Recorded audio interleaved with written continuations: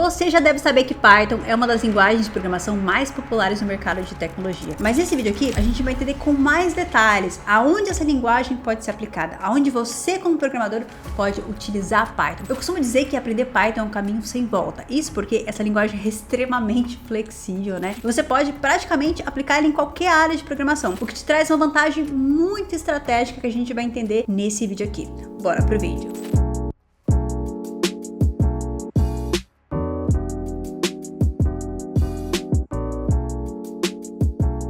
Olá pessoal, bora para mais um vídeo. Eu sou a Carol Tequita, seja muito bem-vindo ao meu canal, o Tequita Dev. Se você já é raiz aqui do canal, eu tenho certeza que antes de começar o vídeo já deixou o seu like, aquele comentário, não deixe de comentar aqui. Se você trabalha com Python, se você não trabalha com Python, com qual linguagem você trabalha, quem sabe eu posso gravar um conteúdo exclusivo aqui pro canal. Não deixe de comentar, seu comentário é muito importante para mim. E se você é novo por aqui, só se você gostar, tá? Só se você gostar desse conteúdo, só se esse conteúdo te agregar, aí sim, dá aquela força, se inscreve no canal pra gente se encontrar aqui toda semana. Python foi criada em 1991, uma linguagem até consideravelmente antiguinha, né? E quando ela foi criada, ela ganhou uma grande popularidade justamente por ser uma linguagem muito simples e com uma sintaxe muito enxuta. Isso fez com que a linguagem ganhasse uma popularidade muito grande e isso, consequentemente, expandiu muito o ecossistema da linguagem. Então, é uma linguagem que tem muitos frameworks, muitas bibliotecas, especialmente quando a gente fala na área acadêmica, tá? É uma linguagem que a gente pode dizer que está à frente da inovação. Então, tudo que a gente vê de pesquisa de inteligência artificial, pesquisas ali de machine learning, a área de dados em si, tudo que a gente vê nesse meio ali que está sendo muito explorado nesse exato momento agora, né? A gente vê muitas pesquisas nesse sentido. Muito dessas pesquisas estão utilizando a linguagem Python justamente por ser uma linguagem que tem um ecossistema muito rico nesse setor. Empresas como Google, Facebook, Netflix, Instagram utilizam Python nas suas stacks, né? E isso tem um peso muito grande de mercado. Mas um ponto que a gente precisa entender aqui é que além da área de dados, que a gente já sabe que Python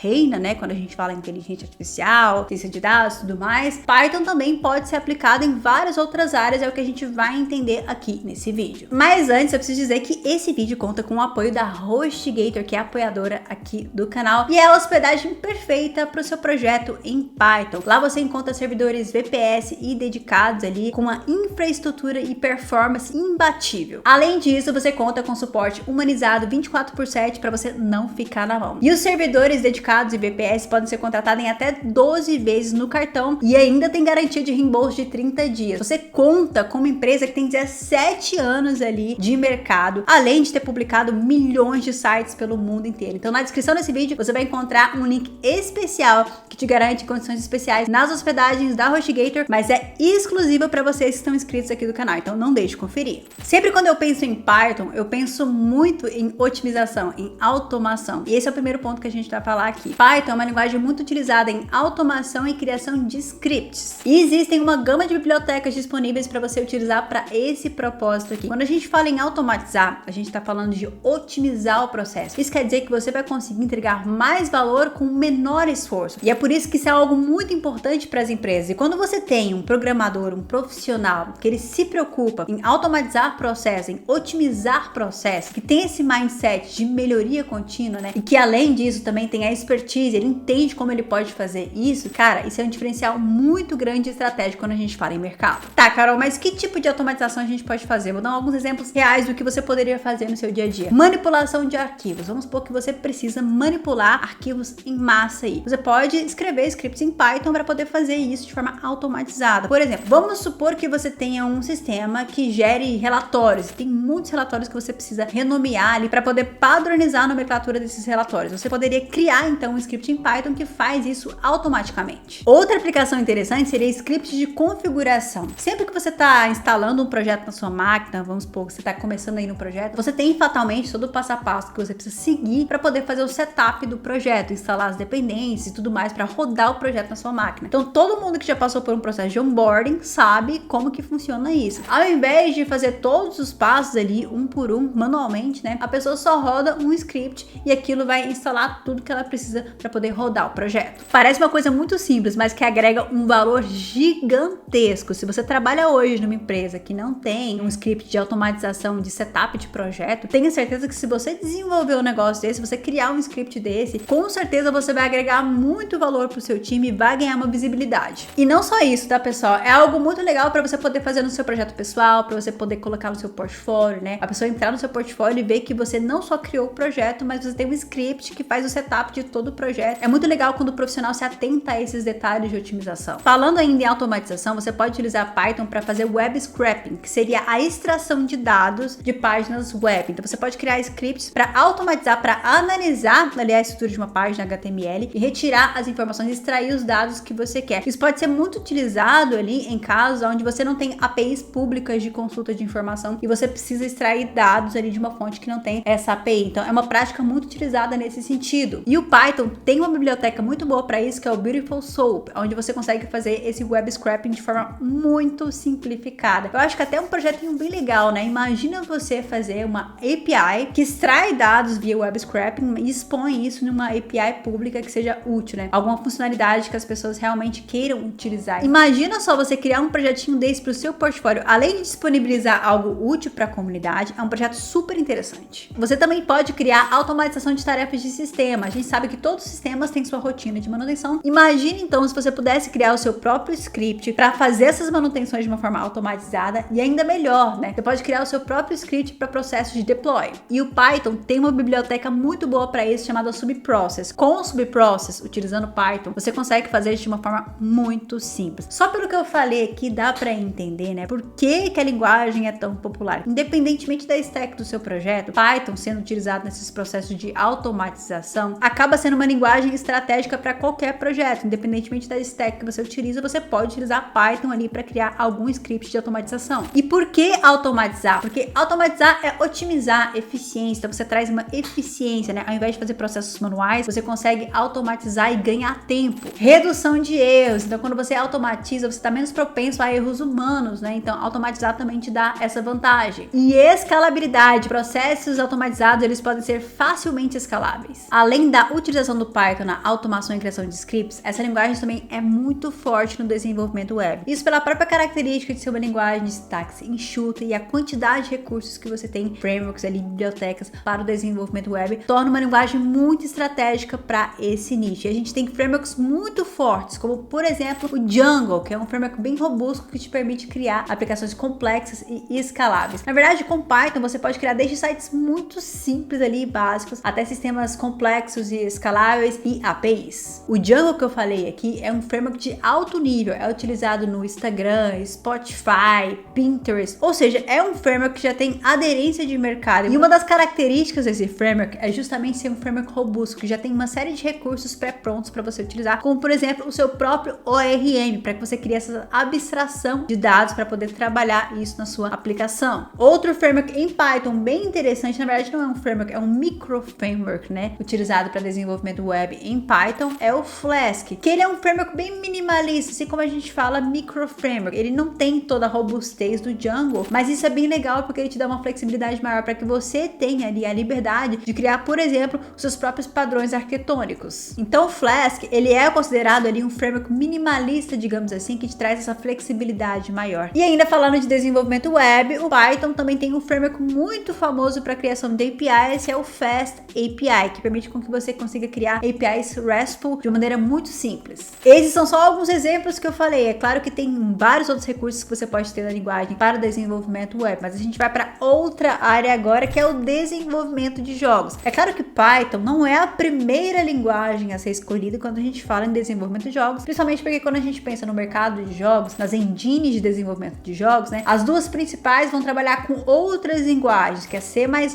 e C#.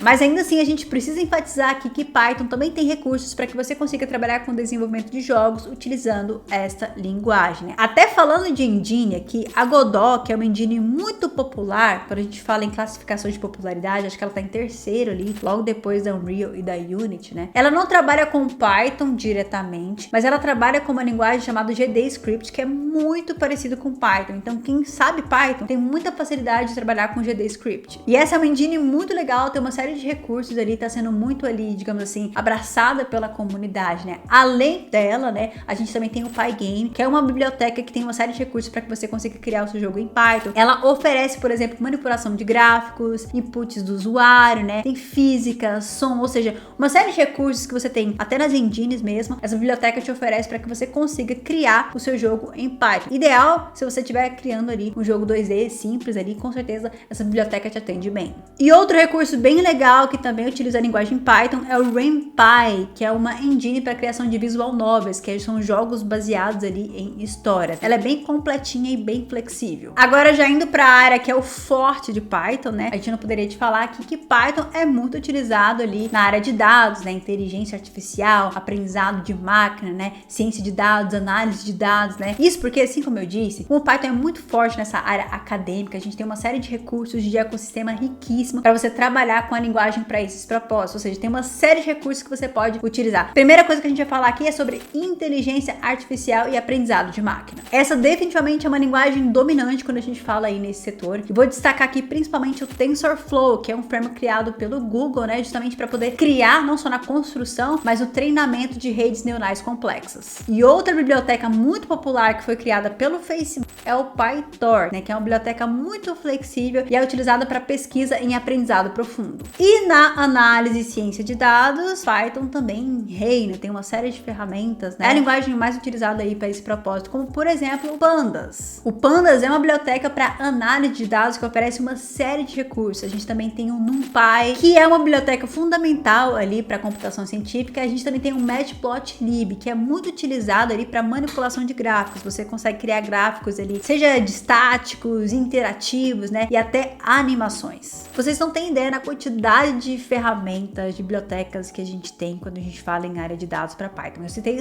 apenas algumas aqui, mas a gente tem muito mais. E outra área que eu poderia citar aqui também, né, que você pode utilizar Python, seria para desenvolvimento desktop. A gente também tem ferramentas que você pode utilizar Python para isso. E desenvolvimento mobile, sim, a gente também tem ferramentas para você criar aplicativos utilizando Python. É claro que quando a gente fala em mercado, aderência de mercado, né, em termos de oportunidades, de vagas, de empresas utilizando essas tecnologias, Python é muito mais forte em outras áreas, então ele não tem muita aderência de mercado para desenvolvimento mobile e também desenvolvimento desktop. Mas quando a gente fala aí na área de dados, inteligência artificial, desenvolvimento web, automação e criação de scripts, com certeza são mercados que têm muita oportunidade, né? Mas é interessante entender, né, quanto essa linguagem ela é versátil e flexível, o que acaba sendo muito estratégico para você se posicionar no mercado. Um profissional que ele sabe Python, ele tem uma ferramenta e tanto na mão que pode ser utilizada em qualquer área que ele atua. Então eu quero saber de você. Você já sabe Python? Você quer aprender Python? Não deixe de colocar aqui o seu comentário também, o que você achou das informações que eu trouxe aqui nesse vídeo. Seu feedback é muito importante para mim, assim como é de costume. Eu vou ler um comentário que deixaram em outro vídeo aqui do canal. E o comentário que eu vou ler hoje é do Thalisson Dev, que é membro aqui do Atequita Dev. Se você quiser ser membro ali e dar aquele apoio, fazer parte dessa comunidade de forma mais ativa, ter acesso a conteúdos exclusivos, não deixe de clicar no botãozinho que fica aqui abaixo desse vídeo. E ele disse assim: a galera está muito nessa onda de recompensas rápidas em vários sentidos. E a programação, como qualquer outra área, é difícil e leva tempo, muito tempo, para atingir o auge profissional. Aí entra um vídeo seu sobre o plano de carreira e planejamento a longo prazo, que eu curti bastante. Inclusive, esse vídeo está restrito para membros. Então, se você for membro do canal, você tem acesso a esse vídeo de plano de carreira que eu gravei, falando um pouquinho de como você pode planejar sua carreira a longo prazo, né? A galera não quer esperar. E aí fica difícil, né? A dica que eu dou pra galera que tá começando é que precisa aceitar que o processo demora, não adianta, demora mesmo, e parar de se comparar. Se for preciso, saia das redes sociais. Eu achei essa dica muito legal, Thalisson. Muito obrigada pelo seu comentário e muito obrigada por ser membro aqui do canal. Achei esse comentário muito importante porque é muito isso, tá? Principalmente a parte de parar de se comparar. Ele comentou isso num vídeo onde eu falava sobre a geração Z estar desistindo da programação. Eu acho que é muito essa questão instantânea que a gente tem, né? De querer as coisas instantâneas, feed é tudo instantâneo, é tudo rápido ali. Então a gente tem esse desejo que as coisas aconteçam rápido, mas não é assim que acontece no aprendizado. Assim como eu sempre reforço aqui no canal, o aprendizado ele exige foco, constância, ele não é linear. Aprender programação definitivamente não é algo rápido, vai exigir o seu esforço, vai exigir a sua persistência, mas vale a pena. Assim como eu falei aqui no vídeo sobre um conselho para quem quer aprender programação, né, para quem quer entrar no mercado de tecnologia, né, se vale a pena ou não, vai depender muito da sua perspectiva de vida, do seu plano de vida. Mas lá eu dou alguns motivos pelos quais você deveria entrar no mercado de tecnologia, né? E principalmente para você se acalmar nesse sentido, né? Dessa vontade de fazer com que as coisas aconteçam rápido, né? Muito obrigada pelo seu comentário, Thaleson. Eu achei super pertinente tudo que você disse. Eu concordo 100% em relação a isso. Antes de eu me despedir pro próximo conteúdo aqui, eu vou indicar outros 2 conteúdos para vocês maratonarem aqui no canal. Nesse vídeo eu trago uma opinião muito realista sobre o que é o mercado de tecnologia para quem tá chegando agora, para que a gente consiga setar expectativas e realidades. Esse vídeo tá muito legal, tem muita informação importante se você tá começando agora. E o outro conteúdo vai ser uma recomendação do YouTube. E agora eu te espero no próximo vídeo, que eu tenho certeza que você vai se inscrever. A gente se vê.